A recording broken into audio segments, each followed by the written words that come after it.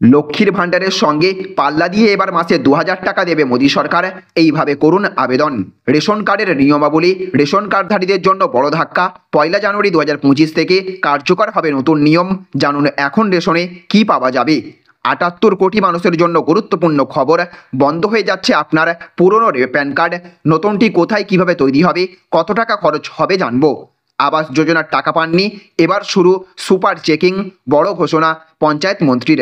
অভিষেককে দলে কোণঠাসা করার চেষ্টা চলছে। কে করছেন? কালীঘাটের বৈঠকের পরই বিস্ফোরক দাবি। লক্ষ্মীর ভাণ্ডারে নতুন তালিকা তৈরি। পরের মাসেই বন্ধ করা হবে অ্যাকাউন্ট। দেখে নিন কারা পাবেন না। যোগীর পুলিশ দাঙ্গাকারীদের এতটাই মারল যে সবাই আল্লাহ আল্লাহ বলে চিৎকার করতে লাগলো। হিংসার বিপজ্জনক ভিডিও ভাইরাল। চিন্ময় কৃষ্ণ দাসকে গ্রেপ্তারে চরম ক্ষোভ জানালো নয়াদিল্লি। বাংলাদেশকে কড়া বার্তা ভারতের। এই মুহূর্তে গোটা রাজ্য জুড়ে রয়েছে আরও একের পর এক বিরাট চাঞ্চল্যকর খবর। সঙ্গে সঙ্গে আজ ফের প্রধানমন্ত্রী নরেন্দ্র মোদী এবং একই সাথে মুখ্যমন্ত্রী মমতা বন্দ্যোপাধ্যায়ের তরফ থেকে গোটা দেশবাসী এবং রাজ্যবাসীর জন্য নতুন করে ঘোষণা করা হলো ৩০টি বিরাট বড়সড় আপডেট, যা কিনা প্রত্যেক নাগরিকের ওপর ব্যাপকভাবে প্রভাব পড়তে চলেছে। প্রত্যেকটি খবরের দিকে বিস্তারিতভাবে নজর রাখবো। প্রথমেই দেখে নেব আজকের গুরুত্বপূর্ণ আরও বেশ কয়েকটি শিরোনাম, হেডলাইন্সগুলি। আর তার আগে আপনি কোন জায়গা থেকে এই ভিডিওটি দেখছেন অবশ্যই কমেন্ট বক্সে লিখে জানিয়ে দেবেন। তো দেখুন আজকের হেডলাইন্সগুলিতে বলা হচ্ছে তৃণমূলের জাতীয় কর্মসমিতিতে ৫ নতুন মুখ, ঘোষণা নতুন কর্মসূচির। চিন্ময় কৃষ্ণ দাসকে গ্রেপ্তারে চরম ক্ষোভ জানালো নয়াদিল্লি। বাংলাদেশকে কড়া বার্তা ভারতের। আমাকে সিবিআই আগামী সপ্তাহে তলব করতে পারে, খোঁচা দিলেন সাংসদ মহুয়া মৈত্র। যোগীর পুলিশ দাঙ্গাকারীদের এতটাই মারল যে সবাই আল্লাহ আল্লাহ বলে চিৎকার করতে লাগলো।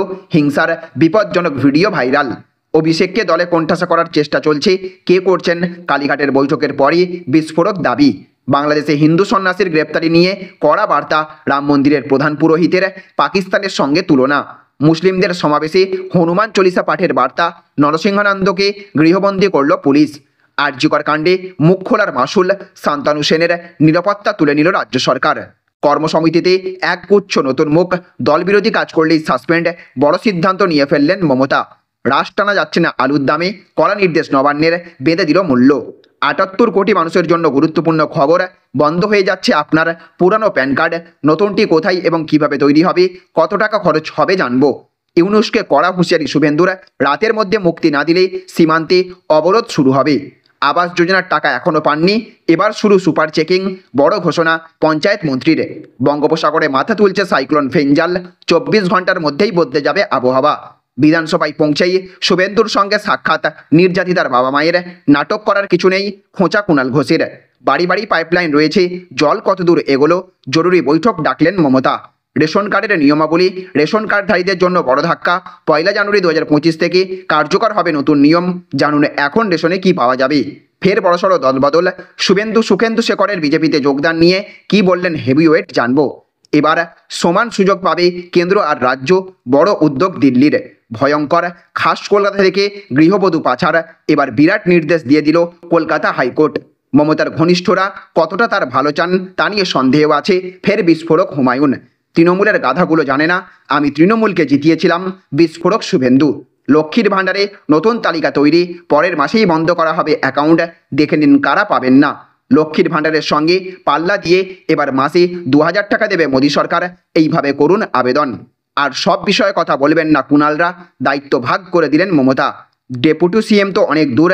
অভিষেকের গণ্ডিও কি বেঁধে দিলেন মমতা। শৃঙ্খলায় ৩ কমিটি। কিছু বলবি? কালীঘাটের বৈঠকে অনুব্রতর কথা শুনতে চাইলেন মমতা। কি বললেন কেষ্ট জানবো। শুভেন্দুকে রাস্তায় নেমে আন্দোলন করতে কে বারণ করেছে? মন্তব্য দিলীপ ঘোষের। তো চলুন এবারে আমরা আজকের বাছাই করা বেশ কয়েকটি অতি গুরুত্বপূর্ণ খবর নিয়ে বিস্তারিতভাবে আলোচনা করে নেব। আর তার আগে আপনাদের কাছে করব একটা ছোট্ট রিকোয়েস্ট। আপনি যদি আমাদের চ্যানেলে নতুন হয়ে থাকেন তাহলে আমাদের চ্যানেলে সাবস্ক্রাইব করার সঙ্গে সঙ্গে পাশের বেল আইকনটিকে বাজিয়ে রাখবেন। আর আপনি যদি এই ভিডিওটি ফেসবুক থেকে দেখে থাকেন তাহলে অবশ্যই এই পেজটিকে ফলো করবেন এবং এই ভিডিওটিতে এক্ষুনি একটা লাইক করে দেবেন। জনস্বার্থে ভিডিওটিকে প্রচুর পরিমাণে শেয়ার করবেন। তো দেখুন আজকের প্রথম প্রথম খবর, চিন্ময় কৃষ্ণ দাসকে গ্রেপ্তারে চরম ক্ষোভ জানালো নয়াদিল্লি, বাংলাদেশকে কড়া বার্তা ভারতের। তো বাংলাদেশে হিন্দু সন্ন্যাসী চিন্ময় কৃষ্ণ দাসের গ্রেপ্তার এবং জামিনের আবেদন খারিজ হবার প্রেক্ষিতে তীব্র ক্ষোভ জানালো নয়াদিল্লি। এক বিবৃতিতে ভারতের বিদেশ মন্ত্রক জানিয়েছে, বাংলাদেশের সংখ্যালঘু সম্প্রদায়ের ওপর ধারাবাহিক আক্রমণের ঘটনার মধ্যে সন্ন্যাসী চিন্ময় কৃষ্ণ দাসের গ্রেপ্তার এবং তার বিরুদ্ধে রাষ্ট্রদ্রোহের অভিযোগ বিশেষভাবে উদ্বেগজনক। চট্টগ্রামের মেট্রোপলিটন ম্যাজিস্ট্রেট আদালত চিন্ময় কৃষ্ণ দাসের জামিনের আবেদন নাকচ করে তাকে বিচার বিভাগীয় হেফাজতে পাঠানোর নির্দেশ দিয়েছে। তাৎপর্যপূর্ণ হলো, পুলিশের পক্ষ থেকে তার রিমান্ডারে আবেদন জানানো হয়নি, তবে আদালত নির্দেশ দিয়েছে যে বন্দি অবস্থায় তার ধর্মীয় অধিকার সুরক্ষিত রাখতে হবে। চিন্ময় কৃষ্ণ দাস, যিনি বাংলাদেশ সম্মিলিত সনাতন জাগরণ জোটের মুখপাত্র, তাকে গ্রেপ্তারের প্রতিবাদে সংখ্যালঘু হিন্দু সম্প্রদায়ের একাধিক সংগঠন প্রতিবাদ সভা করেন। ওই সভায় হামলার ঘটনারও নিন্দা করেছে ভারত। ভারতের বিদেশ মন্ত্রকের বিবৃতিতে বলা হয়েছে, বাংলাদেশ সরকারকে আমরা অনুরোধ করছি, সংখ্যালঘু সম্প্রদায় বিশেষত হিন্দুদের নিরাপত্তা এবং সুরক্ষা নিশ্চিত করতে তাদের শান্তিপূর্ণ প্রতিবাদ এবং মত প্রকাশের অধিকার রক্ষা করাও জরুরি। এদিকে আবার আজকের আরও একটি বড় খবর, অভিষেককে দলে কোণঠাসা করার চেষ্টা চলছে। কে করছেন? কালীঘাটের বৈঠকের পরই বিস্ফোরক দাবি। তো তৃণমূলের সর্বভারতীয় সাধারণ সম্পাদক অভিষেক বন্দ্যোপাধ্যায়কে কোণঠাসা করা হচ্ছে দলে, সেটা ঠিক হচ্ছে না। এবার বিস্ফোরক দাবি করলেন ভরতপুরের বিধায়ক হুমায়ুন কবির।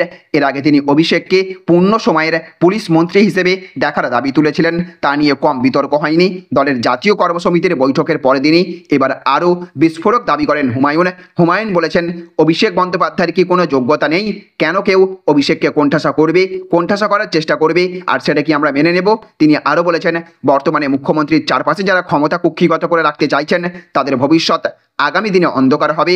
সোমবার কালীঘাটে মমতা বন্দ্যোপাধ্যায়ের বৈঠকে যারা ডাক পেয়েছিলেন, তারা মূল প্রবীণ ব্রিগেডের নেতা বলেই তৃণমূল অন্দরে পরিচিত।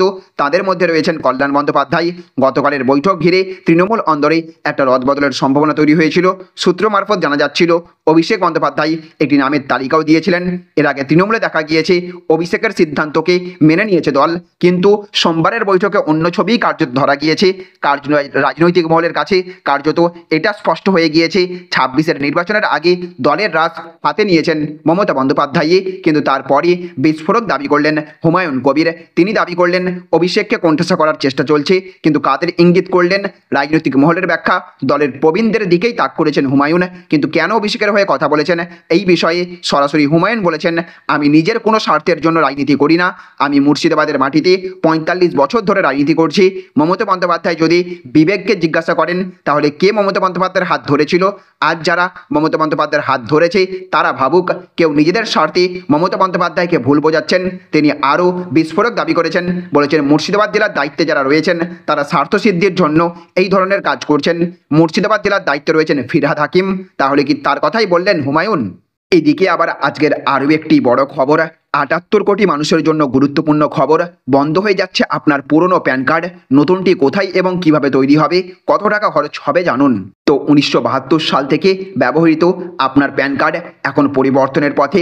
মোদী সরকার প্যান 2.0 নতুন ভার্সানকে অনুমোদন দিয়েছে এবং এর সঙ্গে দেশের প্রায় 78 কোটি মানুষকে এখন তাদের পার্মানেন্ট অ্যাকাউন্ট নম্বর অর্থাৎ প্যান কার্ডও পরিবর্তন করতে হবে। এই পরিবর্তনের মূল উদ্দেশ্য হলো ট্যাক্স পেয়ারদের জন্য কাজ সহজ করা। সরকারের অনুমোদনের পর করদাতাদের মনে প্রশ্ন উঠছে, তাদের প্যান নম্বরে কি পরিবর্তিত হবে এবং নতুন কার্ড তৈরির কি প্রক্রিয়া হবে। যেমনটি কেন্দ্রীয় মন্ত্রী অশ্বিনী বৈষ্ণব জানিয়েছেন, প্যান কার্ডের নতুন ভার্সান শুধু নতুন ফিচার দিয়ে সজ্জিত হবে, তবে আপনার প্যান নম্বর আগের মতোই থাকবে। এই কার্ডে একটি কিউআর কোড দেওয়া হবে, যেখানে আপনার সমস্ত তথ্য সংযুক্ত থাকবে। এর ব্যবহার ট্যাক্স দেওয়া, কোম্পানির রেজিস্ট্রেশন বা ব্যাংকে অ্যাকাউন্ট খোলার মতো কাজ সহজ করে দেবে।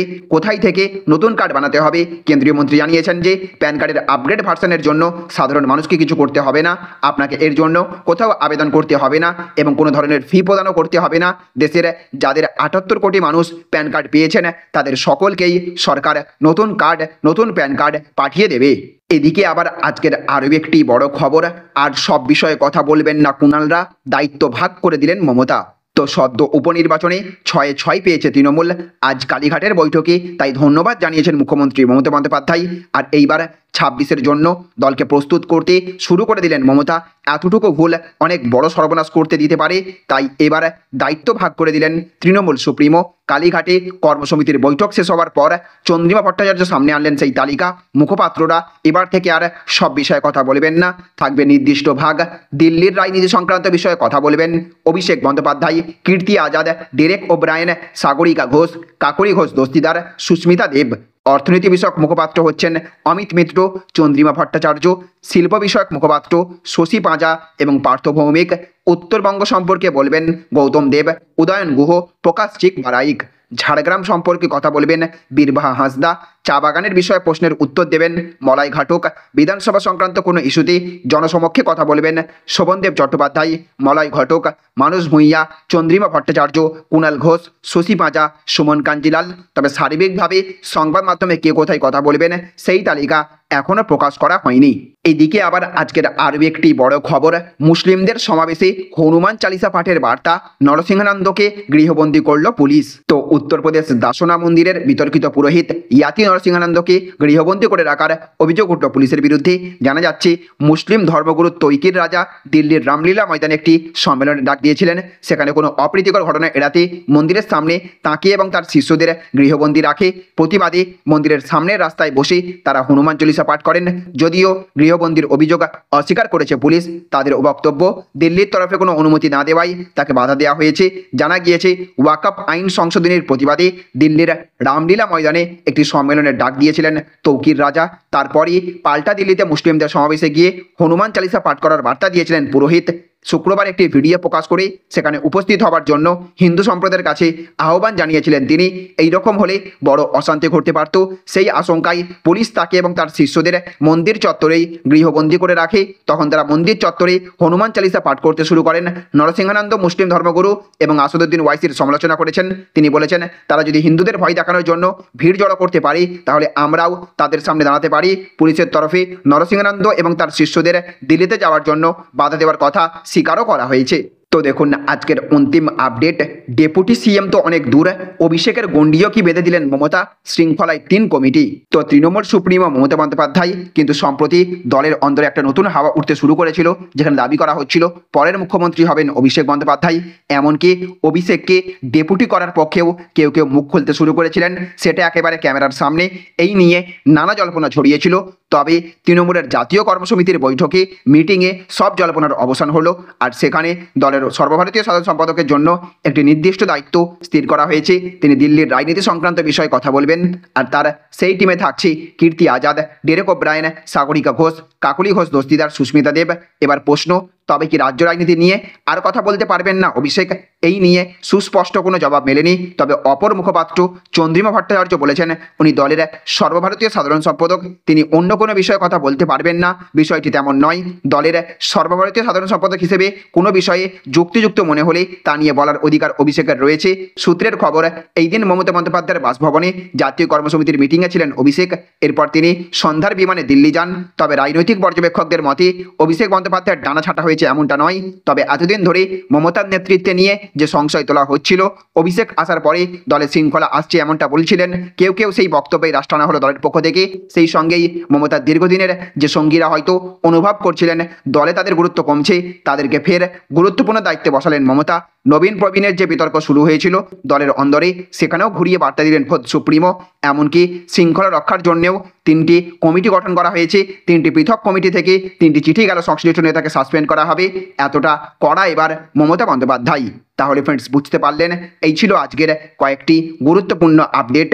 এই ভিডিওটি আপনাদের যদি ভালো লেগে থাকে তাহলে অবশ্যই ভিডিওটিতে একটা লাইক করবেন এবং অবশ্যই ভিডিওটিকে রাজ্যের সমস্ত মানুষের কাছে শেয়ার করে সকলকে জানার সুযোগ করে দেবেন।